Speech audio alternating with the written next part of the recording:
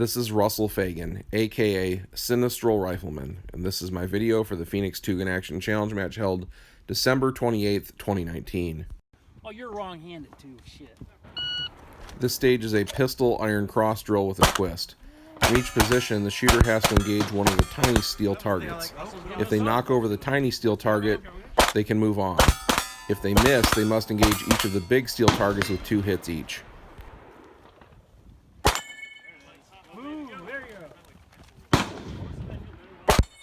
Move, there you go.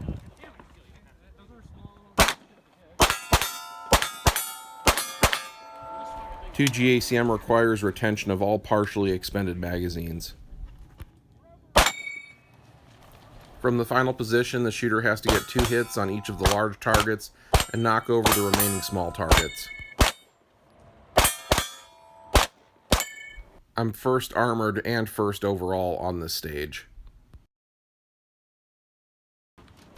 On this stage, the shooter begins carrying a 60-pound Cowbell with 10 loose rounds of ammunition and an unloaded rifle with empty magazine inserted. The rounds must be loaded one at a time. If the shooter misses the target at about 100 yards, they must pick up the Cowbell, do a lap around the second cone you saw me pass, and then get back in position to attempt again. My sling tangled around my buttstock, interfering with the charging handle operation, so I lose some time undoing that as I set into position here. The loose rounds are set on a bucket next to me. Being left-handed, this is easy. I just grab the next round with my right hand, throw it in the ejection port, hit the bolt release, set up for the next shot.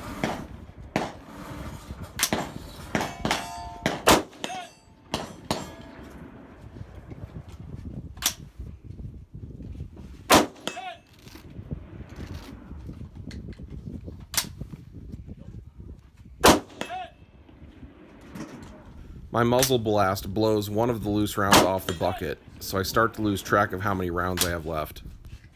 How many more? Last one. That's 9, one more. Time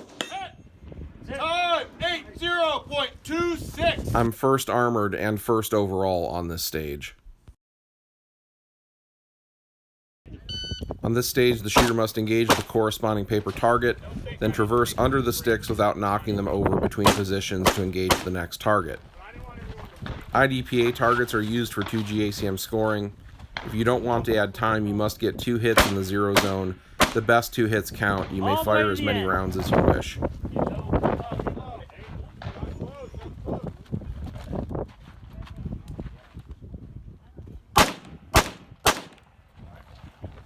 I'm wearing a helmet at this match to prepare for Desert Brutality Armored Plus P Division that requires wearing one. One of the more difficult things about wearing a helmet, in my experience, is being spatially aware of where you're at relative to props like this. With no points down on paper and no sticks knocked off, I'm 3rd armored and 7th overall on this stage.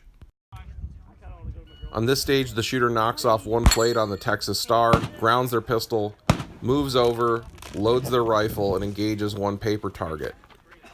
After engaging the paper target, they ground the rifle on safe facing into the berm, and repeat this process back and forth until all the plates on the Star are knocked off and all the paper are neutralized.